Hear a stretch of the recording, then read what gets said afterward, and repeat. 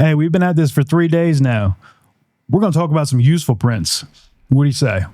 Let's go to the table. All right, today I'm going over 3 SD card holder options. Good, better, best, and my use case for them. I've got the camera that I'm shooting on here. I've got a camera right over here on my rig. I've got this camera here. I've got my Pocket 3. I've got SD cards all over the place. So I need a better way. I need to come up with a better way of organizing them. So when I'm on the go, when I'm moving around, I've got this little Pelican case, right? I didn't print this one. I bought this one. So that's my first option. My second option, I also have CFexpress cards. So my second option, printed in white. And I did that for a reason that we'll talk about later. And third, I have this bigger tray that also has a Gridfinity base on it. So when I have all my cards at my desk, I can actually take and have this set up right back here where that orange bin is. I can swap that out and put my cards over there. Now, the reason for the different colors is I want to use this white one for the cards that still have things on them. The cards that I've used, that I still have footage on, that I need to take off, that I'm not ready to format and put away and use in something else.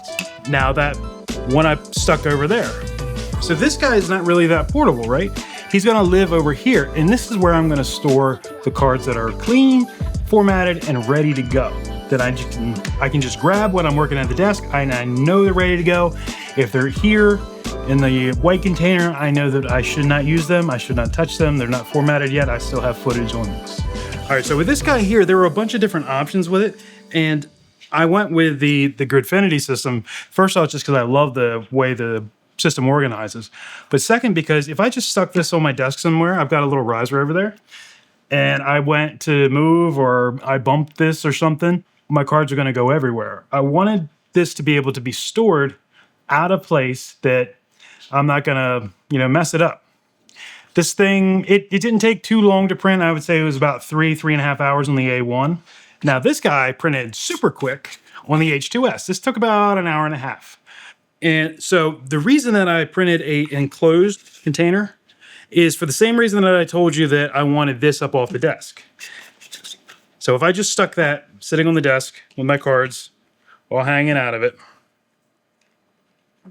and I go and I bump it and the cards go everywhere, well, that's kind of on me. That's a problem. So I wanted to make a container where I could put the cards in it, know that I needed to get them off it, and I can close the container up, and I'm not going to knock it around. Now, the reason that I made this one white is because I want to be able to grab it and go, and I tend to lose things on my desk that are all black. You can see back here, everything is all like the same color. So even this guy is going to blend in, but I know where he is. This one is going to be portable. I don't want to set it down somewhere and forget where it is.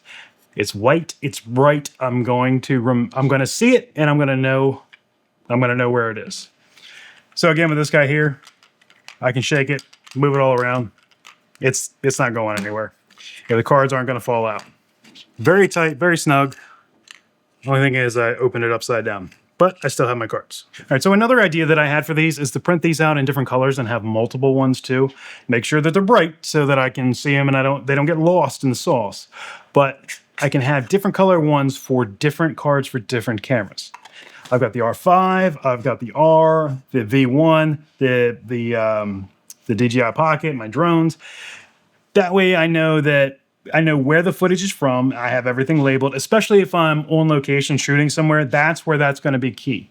Not so much here in the office, but that will be key when I'm out actually shooting in the field. Now, both of these I found on MakerWorld. I can show you in the slicer how quick they go, how quick they print. I'll link everything down below like I have been for the rest of these videos. With a little container here, if I wanted to print that on the A1, it was going to take 2 hours even. If I go switch over to the H2S, slice, that one's going to take 1 hour and 43 minutes. So about 15 minutes less. Now the other one, the big tray for the Gridfinity, takes 3 hours and 13 minutes on the A1.